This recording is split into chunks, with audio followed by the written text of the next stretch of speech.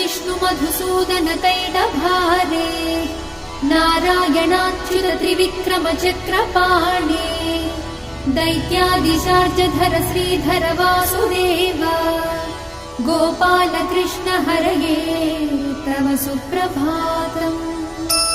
श्री रुक्मिणी सभवनास हरे मुरारे राधेश गोपसि स्वरूप भृगादि वन्द्या श्रीद्वारकाश्रय विकुण्ठपते भुवनैकमूर्ते गोपाल देव हरये तव सुप्रभातम्।